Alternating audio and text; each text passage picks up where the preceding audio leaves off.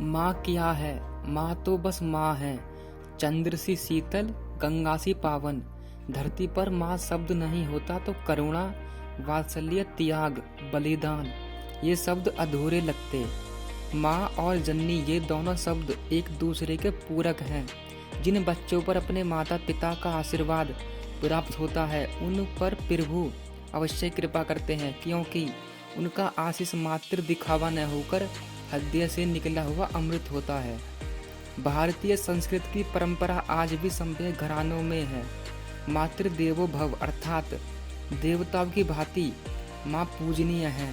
वेदों में तो माँ को सुंदर शब्द में निरूपित किया गया है। माँ तुम जननी हो, तुम त्यागी हो, वात्सल्य की मूर्त हो, श्रद्धा व प्रेम से पूजनीय हो, सहनशीलता हो, हर वक्त वंदनीय हो। महाभारत में जब यक्ष ने युधिष्ठिर से प्रश्न किया था, पृथ्वी से भी भारी क्या है, आकाश से भी ऊंचा क्या है, युधिष्ठिर ने उत्तर में पृथ्वी से भी भारी माँ को बताया, आकाश से भी ऊंचा पिता को बताया। सच में माँ जितना अपने बच्चों को प्रेम देती है, उनका हित चाहती है, उतना अन्य कोई नहीं चाह सकता। माँ को सर्व तीर्थमयी भी कहा गया है, क्योंकि सारे तीर्थों का भ्रमण करने का फल मात्र माँ की सेवा वंदना है। पूरी जिंदगी भी समर्पित कर दी जाए तो माँ के कर्ज से मुक्त नहीं हुआ जा सकता।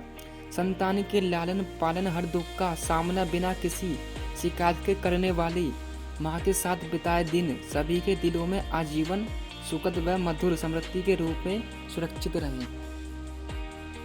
माँ एक ऐसी बैंक है जहाँ आप हर भावना और दुख जमा कर सकते हैं, और पिता एक ऐसे क्रेडिट कार्ड हैं जिनके पास बैलेंस ना होते हुए भी हमारे सपने पूरे करने की कोशिश करते हैं। बिता देते हैं एक उम्र औलाद की हर आरज़ू पूरी करने में। उस पिता के कई सपने बुढ़ापे में लावारिस हो जाते हैं।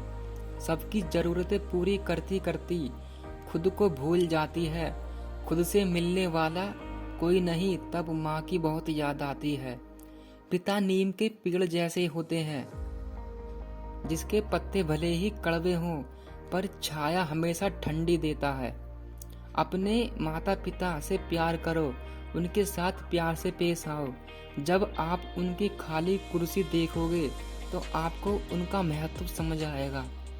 हमें अपनी माँ से तेज आवाज में नहीं बोलना चाहिए, क्योंकि उन्होंने ही हमें बोलना सिखाया है। संतों ने माँ को भगवान का दूसरा रूप बताया है। जो बच्चे अपने माता पिता से शिकायत करते हैं, मेरी माँ पापा मुझे ये कहते हैं, वो ये कहते हैं, हमें बात बात पर रोकते टोकते हैं, तो वह माँ का महत्व समझने के लिए वो 2-3 किलो के पत्थर अपने पेट से बांध लें और 9 महीने तक बांधे रखें। सोते समय भी नहीं उतारना है, खाना खाते समय भी नहीं उतारना है। 9 महीने तक ऐसा करके देखें, माँ का महत्व समझ में आ जाएगा। आपकी माँ ने आपका 9 महीने तक वजन ढोया है और आपको उसकी 2 बातें बुरी लगती हैं। आप 3 किलो का बाट लेकर 3 दिन तक नहीं चल सकते हो। उसका हक नहीं है जिसने आपको 9 महीने पेट में रखा 2-4 बातें कह दे। माँ शब्द में पूरी सृष्टि का बोध होता है। माँ के शब्द में वह आत्मीयता मिठास छिपी हुई है जो अन्य किसी शब्द में नहीं होती। माँ बाप के होने का एहसास कभी नहीं होता, लेकिन उनके ना होने का एहसास बहुत होता है।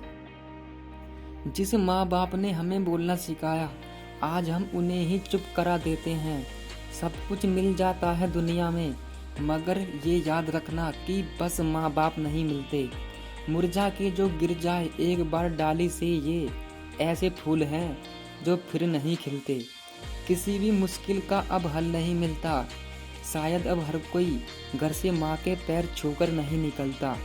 माँ बाप उम्र से नहीं फिक्र से बूढ़े होते हैं।